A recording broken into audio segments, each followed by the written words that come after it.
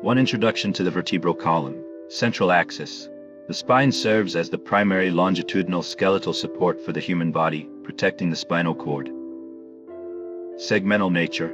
It is composed of individual bones called vertebrae, which allow for both stability and significant flexibility. Kinematic chain. The arrangement of these bones creates a functional chain that facilitates movement in multiple planes. 2. The notochord. The initial blueprint. Primitive organizer. The notochord is a flexible rod-like structure that forms early in embryonic development, defining the primitive axis. Inductive signaling. It secretes vital signaling proteins like sonic hedgehog that instruct surrounding tissues to differentiate. Nucleus pulposus. While most of the notochord disappears, its remnants persist as the gelatinous center of the intervertebral discs.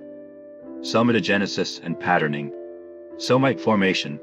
Somites are bilateral blocks of mesoderm that form along the neural tube in a rhythmic, sequential manner. Clock and wavefront. The timing of somite formation is regulated by a molecular oscillator determining the total number of segments. Sclerotome. Origin. The ventral portion of the somite, called the sclerotome, is the specific tissue that will eventually give rise to the vertebrae. 4. Resegmentation. Forming the vertebrae.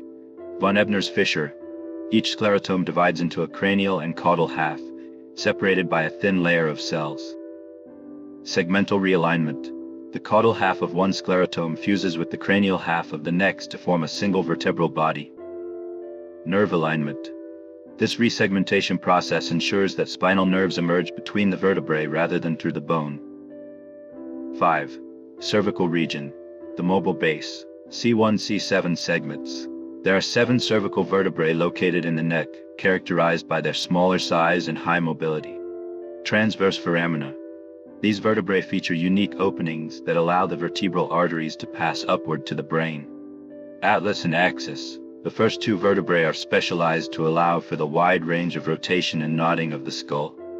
6. Thoracic region. Stability and protection. 12 segments. The thoracic spine consists of 12 vertebrae that serve as the attachment points for the rib cage. Costal facets. Each thoracic vertebra has specialized surfaces called facets for articulation with the ribs. Kyphotic curve.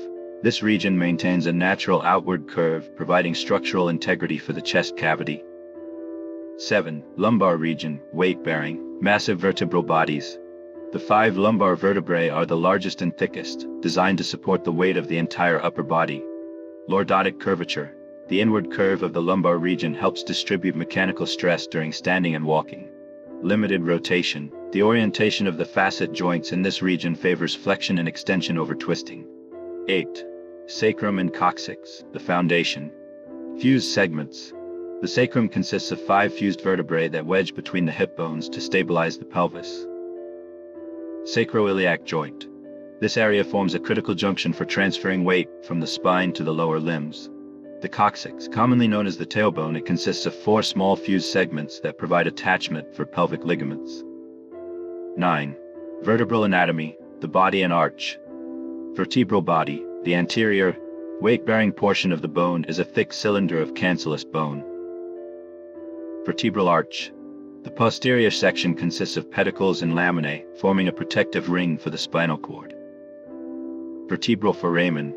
The central opening created by the arch and body serves as the canal for the nervous system. 10. Processes and projections. Spinous process. The bony projection that can be felt through the skin, serving as a lever for muscle attachment.